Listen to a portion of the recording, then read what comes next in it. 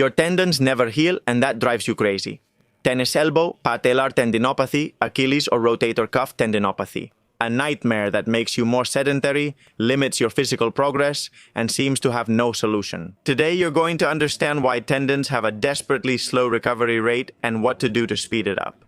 If you've ever felt that your elbow, your knee, or your Achilles tendon has let you down for months despite resting, this video is for you. What really is a tendon? To understand why tendons heal so slowly, you first have to understand how they're made. Tendons are connective tissue, made mainly of collagen. Connective tissue, as its name suggests, connects structures to each other. Unlike ligaments, which usually connect bone to bone, tendons are the cables that connect muscles to bones. For example, the Achilles tendon connects the calcaneus bone with the triceps sural, gastrocnemius, and soleus muscles, transmitting their force. This powerful muscle group attaches to the calcaneus, allowing you to stand on your tiptoes, walk, or run. The structure of the tendon is wonderful for its purpose, which is to transmit and withstand forces. So that we understand each other, the tendon is a large cable made up of bundles of fibers. Inside those bundles, there are smaller bundles, and within those, even smaller ones, until you reach the individual collagen fibers. And here's the key. In a healthy tendon, these fibers are perfectly aligned in parallel. This organization, along with a protein that is already very strong, is what gives it enormous strength and a fascinating elastic property. They act like springs that store and release energy when you run or jump like an elastic band.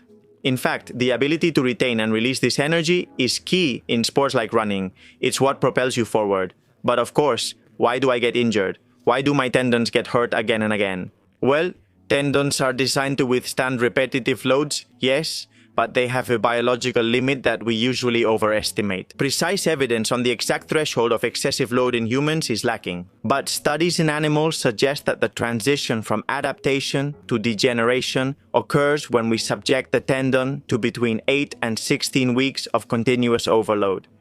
That is, the difference between adapting and improving or deteriorating and degenerating lies in that period of overload. In other words, if for 2 to 4 consecutive months the load exceeds the tendon's recovery capacity, tendinopathy appears. If we give the tendon just the right amount of load, it gets stronger, starting from a threshold that is quite individual. However, extra effort doesn't provide structural benefit, it only accumulates microdamage and disrupts the tendon, as you will see now. In cellular terms, a physiological load increases collagen synthesis in the tenocyte, the tendon cell, but an improperly dosed load increases metalloproteinases, the proteins that degrade collagen, and alters the organization of the collagen protein, causing the tendon to lose efficiency in force transmission. That's why that 2-hour climbing or weightlifting session, thinking you're making your tendons bulletproof, could actually be doing the opposite if you exceed the natural repair rate.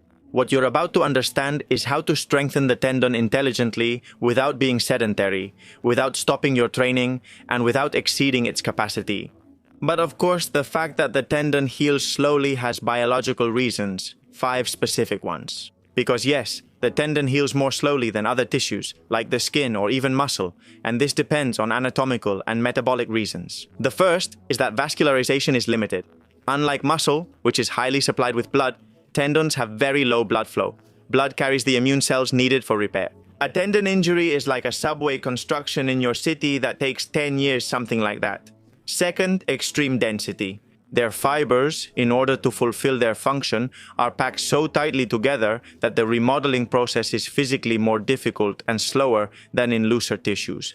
There's very little space. In other words, the cellular packing is such that physically the remodeling processes are difficult to carry out. The trucks, the materials, and the workers at the construction site are too close together, embedded with each other. Third, constant mechanical load. You can't completely immobilize a functional tendon unless you're in zero gravity. Tendons actually never rest. They always transmit force to the bone. Even when you walk, get up from a chair, or move around at home, you're subjecting the injured tendon to repeated tensile load even if it's low. For example, the Achilles tendon supports 3 to 5 times your body weight when you walk, and up to 8 to 10 times when you run. Up to 10 times.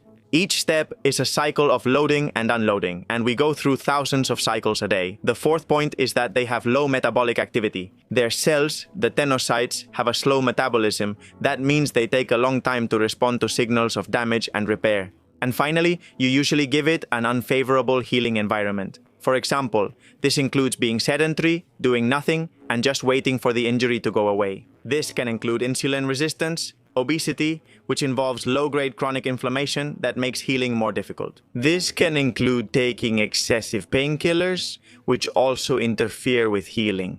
But what you need to understand is the difference between tendinitis and tendinopathy. Although many patients and healthcare professionals still use the term tendinitis, it actually implies acute inflammation with immune cell infiltration. What actually happens in most tendon injuries is tendinopathy. Under the microscope, when we look at the tendon, we don't see massive inflammation. What we see is a structural alteration. Disorganized collagen, microtears, and an increase in a substance called ground substance. Collagen that no longer follows a linear arrangement, but as I said, is disorganized and tangled. And even sometimes an excessive proliferation of nerves and blood vessels where they shouldn't be. All of this causes pain, causes disorganization, and leads to tendinopathy, which is essentially a failure to adapt to the load. And of course, you go to the orthopedist, you get a magnetic resonance imaging or an ultrasound, and sometimes what these tests show doesn't match how you feel. Has that happened to you? A key point I want to emphasize is that we treat people, not MRIs or ultrasounds. Some people have tendons that look bad on an ultrasound, yet they feel no pain. And vice versa, there are tendons that look pretty good on a magnetic resonance imaging, but the patient has a lot of pain. The image is just one piece of the puzzle. What's important is your functional capacity and rehabilitation. Now let's get into the practical part. How to truly heal. Well, if there's one message I want you to take away from this video, it's this. Complete rest is never the solution for a tendon. The tendon needs load to heal. Repeat after me. The tendon needs load to heal. Without load, the tissue loses capacity and gets even weaker. What you need here is a rehabilitation strategy, a smart and progressive one. Ideally, it should be guided by a professional who will help you adapt and make sure you follow these points. First, don't stop moving. Stop doing the specific exercise or movement that caused your injury, but keep up with the rest of your activities. In other words, no matter what kind of tendinopathy you have, you can keep training. Repeat this. An Achilles trains everything that doesn't involve this tendon. You can do a lot, actually almost everything. Something you need to understand is that the body doesn't work in isolation. Training your upper body can help you recover your lower body, or vice versa. And yes, I know you've injured your Achilles, and you love running, and you're a runner, and you do half marathons and marathons. Train something else, I'm sorry. If you want to recover sooner, you can, and you have to train something other than running. Exercise generates a systemic response through myokines, hormones, increased blood flow, and insulin sensitivity. There's actually a very interesting phenomenon. Training one limb, just one, improves the contralateral side by increasing strength in the untrained side through neural and central adaptations. Alright? If you injure this arm and don't touch it, by training this one, you're improving this one. Yes, it seems like magic, but that's how it is. You should also include isometric exercises. They're the tendon's great ally. They're the first step to control pain and start loading the tissue without continuing to break it down. Unlike dynamic exercises, there's no movement here. There's less friction, less reactive elastic component, and less load peak. This reduces pain while you continue applying controlled tension that helps the tendon recover. And eccentric exercises. They're very interesting for tendinopathies. By lengthening the muscle under load, like during the slow lowering of a biceps curl, you force the collagen fibers to realign in parallel. Also, use moderate to heavy loads. In the long term, tendons require significant loads to regain their integrity. A very strong, very resistant tissue. Of course, in this acute rehabilitation phase, avoid exercises with excessive loads and plyometric exercises. Be careful, because the forces that the tendon endures are enormous, even if you do them without weight. Last point. Why might it be harder for me to recover than for my neighbor? Look, not all bodies heal the same way. There are factors that really complicate the equation. Age is one of them. Tenocytes become less proliferative over the years. Type 2 diabetes is another very clear one. Excess sugar alters the collagen matrix, making tendons more likely to fail and slower to heal. Obesity, because it is associated with a systemic pro-inflammatory state that makes repair more difficult. And be careful, tobacco greatly reduces vascularization, which is already low in the tendon, and alters the composition of the tendon, making it more rigid and fragile. So be careful, if you don't follow what we've discussed in this video properly, instead of healing your tendons, you could end up with a functional fibrotic scar that never, ever regains the full mechanical strength of an uninjured tendon. This explains why re-injuries are so common if you skip the progressions. So do this properly, and you'll be able to keep training, you'll be able to keep doing your activity. Be a little patient and follow these steps. In conclusion, if you're dealing with tendinopathy right now, accept the timeline. Full healing takes from 6 weeks to 6 months depending on the injury. You're not going to heal in days. Second, load it and don't rest. Look for a professional who can set up a rehab program for you that includes progressive, eccentric, and isometric exercises.